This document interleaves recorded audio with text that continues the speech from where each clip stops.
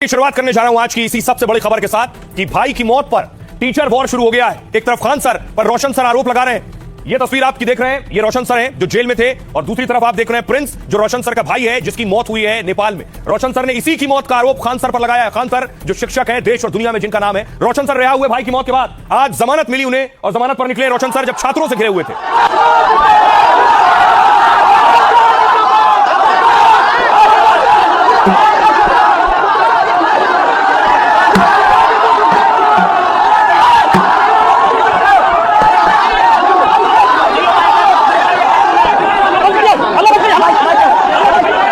रोशन sir के भाई का शव उनके गृह जिले सहरसा पहुंचा है। ये वो तस्वीर है जब सहरसा पहुंचा, समर्थकों की भारी भीड़ थी।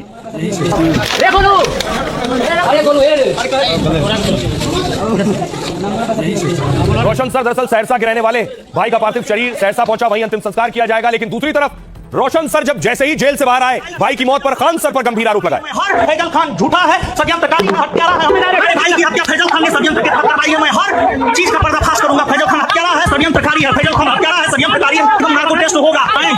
मैं घर नहीं जाऊंगा अभी जब तक मैं अपने भाई को न्याय नहीं दिला देता हूं। मैं घर नहीं जाऊंगा, मैं घर नहीं जाऊंगा। किसी का आपको सूचना मिलेगा मैं कहां जाऊंगा। अपनी संगति देखा तो क्या बताएंगे जो भी आप सब लोग जाओ पूरा बिहार में आप तक खाइएगा, आप मत खाइएगा। तो अब दो टीचर आमने सामने। दूसरी तरफ जैसे ही रोशन सर के भाई की मौत की बात सुनी तो खान सर ने एक वीडियो जारी किया, संवेदना प्रकट की। समय का चक्र किधर चल रहा है, कौन सी साजिश चल रही है, कौन इसमें इन्वॉल्व हो रहा है, कौन तीसरा इंसान तो नहीं इन्वॉल्व हो रहा है। आखिर वो 5 लोग कौन थे और उसके साथ क्या कर रहे थे। समय का चक्र किधर चल रहा है। दूसरी तरफ रोशन सर के जो छात्र हैं जिन्हें वो पढ़ाते हैं, वो आकर रोशन सर के साथ खड़े हो रहे हैं। वो अब ये मांग कर रहे हैं कि रोशन सर आप लड़िए। देख रहे हैं छात्र भारी संख्या में आज इकट्ठा हुए थे रोशन सर के लिए। ये उनके पढ़ाने वाले छात्र हैं।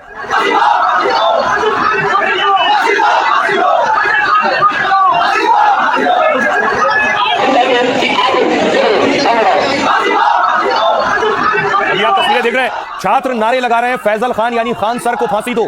दो शिक्षकों की लड़ाई देखिए कहां से कहां तक आ गई है, जहां छात्र एक दूसरे शिक्षक के लिए फांसी की मांग करने लगे।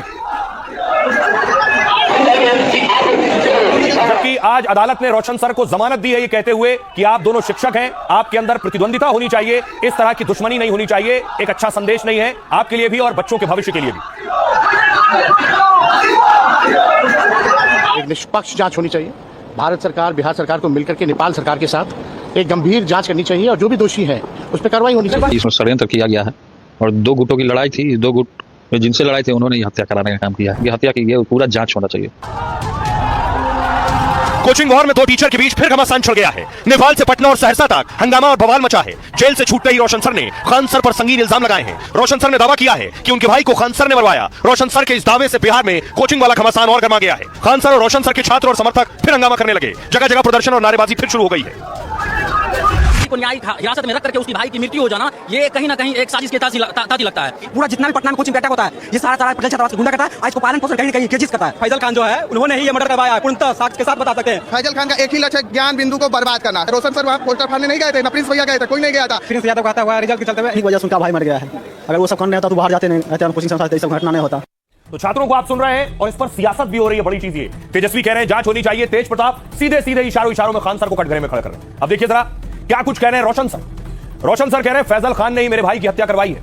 मेरे भाई प्रिंस की कोई सामान्य मौत नहीं हुई है, सोची समझी साजिश के तहत उसका मर्डर हुआ। जब तक मैं बाहर था मेरे भाई को क्यों कुछ नहीं हुआ। मुझे जेल भेजते ही इतनी बड़ी घटना को अंजाम दे दिया। हमें 6 घंटे में जेल भेज दिया। जिसने सब कुछ किया वो बाहर है, हमको फंसाया गया, मेरे भाई को खत्म कर दिया। फैजल खान बहुत झूठ बोलता है, उसका नार्को टेस्ट हो। पहले कह रहा था कि कोचिंग में गोली हमने चलवाई, वीडियो सामने आया तो पता चला कि गोली उसने चलवाई। जेल में गार्ड के जरिए हमारी हत्या कराने की कोशिश हुई। फैजल खान और उसके कारनामों का और खुलासा करूंगा और अपने भाई के हत्यारों को सजा दिलाने की लड़ाई लड़ूंगा।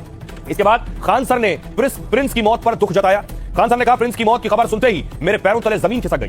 पीड़ित परिवार के प्रति पूरी संवेदना है, हम मदद को तैयार हैं। प्रिंस की मौत के पीछे किसी तीसरे पक्ष का हाथ हो सकता है। हम दोनों के बीच हुई लड़ाई का फायदा उठाने की साजिश है। मामले की जांच के लिए उच्च स्तरीय टीम गठित की जाए। जो भी दोषी हो उसे किसी कीमत पर बख्शा नहीं जाए। ऐसे लोगों को फांसी से कम सजा नहीं मिलनी चाहिए। वैसे हमें लगता है कि रोशन सर के भाई को किसी ने नहीं मारा, वो हम लोगों का करीबी दोस्त था। हम लोग क्यों करेंगे ऐसा, किसी और ने नहीं भी उसको नहीं मारा और वो पहले से दरअसल बीमार था। प्रिंस यादव के दोस्तों के बयान और वीडियो भी हमने देखे हैं। ये खान सर कह रहे हैं उसकी पहले से दवाई चलती थी, उसे 2 बार अटैक आ चुका था। सुनिए जरा क्या कुछ कह रहे हैं रोशन सर और खान सर। वो इंसिडेंस, ये कैसे कोई तीसरा इंसान इसमें इन्वॉल्व लग रहा है। आखिर इतनी खतरनाक चीजें, इतनी अमानवीयकृत कैसे कोई कर सकता है। तो इसमें कोई ना कोई तीसरा साजिश जरूर कर रहा है। इसके लिए एक उच्च स्तरीय जांच होनी चाहिए और उच्च स्तरीय जांच की रिपोर्ट को लाया जाए और जो दोषी पाए जाएंगे उनमें एक को भी ना छोड़ी जाए। फांसी से नीचे इनकी कोई सजा नहीं होनी चाहिए। आखिर ऐसा किसने अगर किसी ने इसमें इन्वॉल्व है। मैं जेल में बंद था, साजिशन मेरे भाई की हत्या हुई और हमारी भी हत्या हो सकती है और हमारी हत्या फैजल खान हमारी हत्या करवा सकता है। हम पटना पुलिस से सुरक्षा की मांग करते हैं। गोली किसने चलवाया? फैजल खान ने गोली चलवाया और आरोप किस पर लगाया? हम पे लगाया।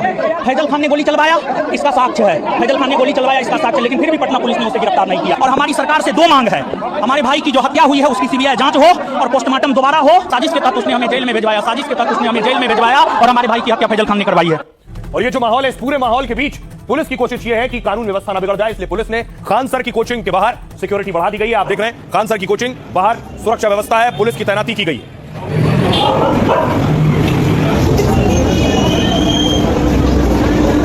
अब भाई आपको बताऊं, बड़ी बात यह है कि आखिर रोशन सर के भाई की मौत कैसे हुई, सच क्या है। अब तक आपने रोशन सर को सुन लिया, खान सर को सुन लिया। जो अब तक सच निकलकर सामने आया है, जो चश्मदीदों ने देखा है, वो क्या है वो मैं आपको बताता हूं। दरअसल रोशन सर के भाई की लाश नेपाल के विराटनगर में मिली।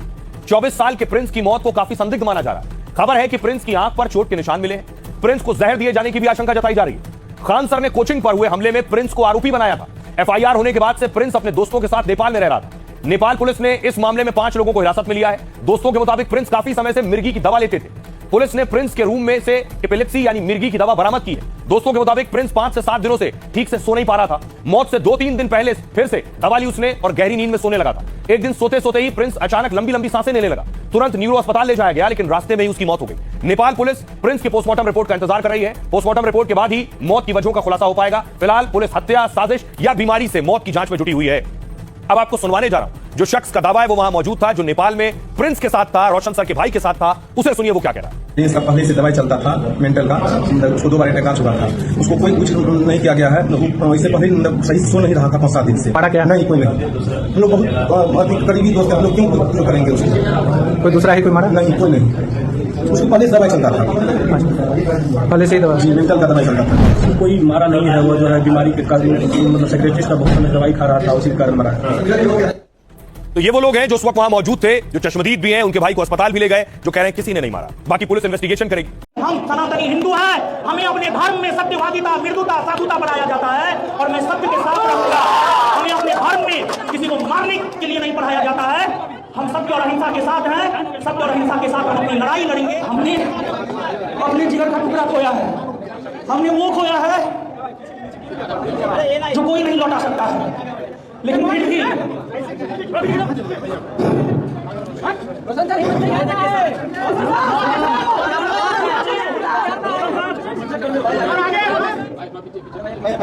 फैजल खान जो कि शिक्षक कहलाने के लायक नहीं है, गुंडा है, हत्यारा है, षड्यंत्रकारी है, झूठा है।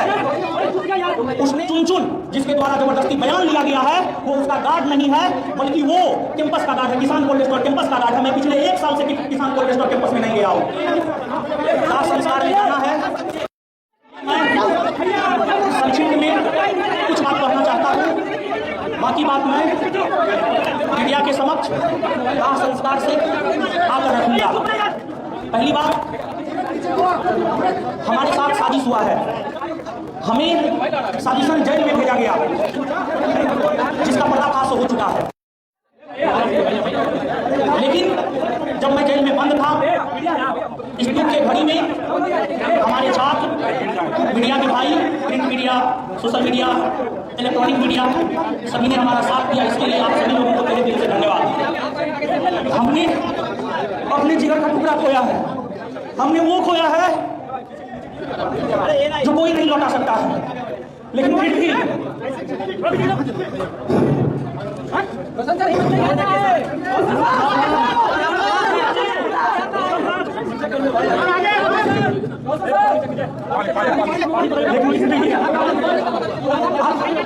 छोटे भाइयों ने जो सहयोग दिखाया है उसके बल पर हम लड़ाई लड़ेंगे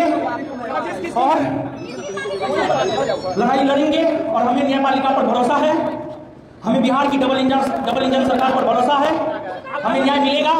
हम सरकार से 2 मांग करते हैं। पहली मांग यह, हमारे भाई की हत्या हुई है उसकी सीबीआई जांच हो, और दूसरी मांग यह, उच्च स्तरीय कमेटी गठित करके हमारे भाई का फिर से पोस्टमार्टम हो बिहार में। हमारी सरकार से दो मांग है। हमारी भाई की हत्या के पीछे फैजल खान जो कि शिक्षक पढ़ाने के लायक नहीं है, गुंडा है, हत्यारा है, षड्यंत्रकारी है, झूठा है। उसने कितना झूठ बोला, उसने विद्यार्थियों को छला है, विद्यार्थियों को छला है फैजल खान ने। आप 70वीं बीपीएससी केस को याद कीजिए। उसने क्या कहा था, हमारे पास सबूत है, लेकिन जब मामला न्यायालय में गया, पटना हाईकोर्ट में गया, जब मामला सुप्रीम कोर्ट में गया, उसने क्यों सबूत नहीं दिया? देखिए जैसे सिनेमा में जो विवाह होता है वो काल्पनिक विवाह होता है, वो दिखावटी विवाह होता है, वो वास्तविक विवाह नहीं होता है। फैजल खान पर्दा के आगे दिखावटी उनकी शिक्षक है, गुंडा है, फैजल खान हत्यारा है, झूठा है। फैजल खान का एक झूठ बीपीएससी केस में जाकर क्या पलट करके देखिए। दूसरा, फैजल खान ने गोली चलवाया। 2 तारीख की जो घटना है ये सबके सामने स्पष्ट है कि गोली किसने चलवाया है। फैजल खान ने गोली चलवाया है, लेकिन आरोप किस पर लगा है? रोशन आनंद पर आरोप लगा है, लेकिन सीसीटीवी ने क्लियर किया कि फैजल खान ने गोली। दूसरा झूठ फैजल खान का ये है, चुन जिसके द्वारा जबरदस्ती बयान लिया गया है वो उसका गार्ड नहीं है, बल्कि वो कैंपस का गार्ड है, किसान कोल्ड स्टोर कैंपस का गार्ड है। मैं पिछले 1 साल से किसान कोल्ड स्टोर कैंपस में नहीं गया हूं, फिर भी हम पर झूठा रंजिश, झूठा आरोप किसान कोल्ड स्टोर के मालिक आरएस प्रसाद और फैजल खान ने झूठी रंजिश और षड्यंत्र के तहत हमें जेल में भिजवाया है। फैजल खान का साथ रूम मालिक क्यों देता है? क्योंकि फैजल खान रूम मालिक को केस में पैसा देता है, करोड़ों रुपया केस में देता है फैजल खान। और रूम मालिक का बेटा करोड़ों का जिम खोला है, और रूम मालिक के बेटा को, रूम मालिक के पूरे परिवार को 4 व्हीलर दिया गया है, 4 व्हीलर, और 60 लाख 70 लाख 1 करोड़ 1.5 करोड़ का 4 व्हीलर रूम मालिक के बेटा को दिया गया है फैजल खान के द्वारा। रूम मालिक के पूरे परिवार को गाड़ी दिया गया है। जांच किया जाए इसका कहां से पैसा आता है। और एक सवाल है रोशन जी, आप कह रहे हैं कि आपके भाई की साजिश में हत्या करवाई है फैजल खान ने, आपके पास कोई मैं जेल में बंद था, मुझे कुछ भी पता नहीं है अभी।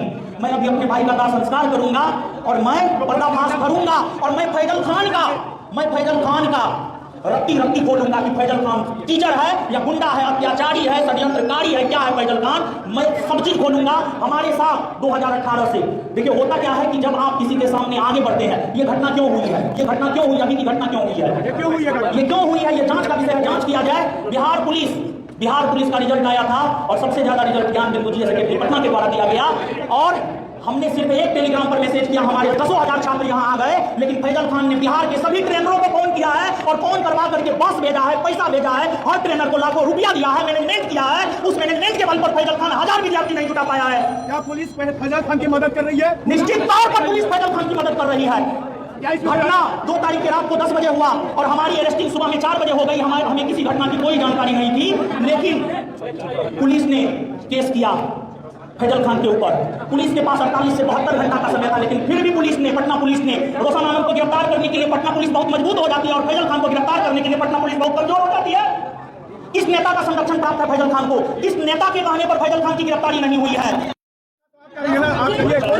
मैं तो जेल में बंद था, मैं अपने भाई का दाह संस्कार करा के आऊंगा, कलेजा पर पत्थर रख करके मैं अपने भाई का दाह संस्कार करा करके आऊंगा, और मैं फैजल खान का हर पर्दाफाश करूंगा। मैंने कभी भी टीचर किसी भी शिक्षक के ऊपर मैंने गलत करने का सोचा तक नहीं, करने की बात अलग है, मैंने कभी भी गलत करने के बारे में सोचा तक नहीं है। और मैं एक बात आपको बता दूं, फैजल खान के जो 2 गार्ड ने जेल में बंद है, वो 2 गार्ड ने जेल में हमारी हत्या की साजिश रची थी, और उसका प्रयास ये था कि हम जेल में उसकी हत्या करवा दे। और हम आपको बता दें 13 तारीख को फैजल खान के गार्ड के द्वारा हम पर मैनेज करने का प्रेशर बनाया गया शाम के समय में, और 13 तारीख को ही रात में हमारे भाई की हत्या हो गई। और उसके 2 गार्ड ने हमें मैसेज भेजवाया था, अगर आपने समझौता नहीं किया तो आपको भुगतना पड़ेगा, और हम भुगत रहे हैं, हमारी भाई की हत्या हो गई है।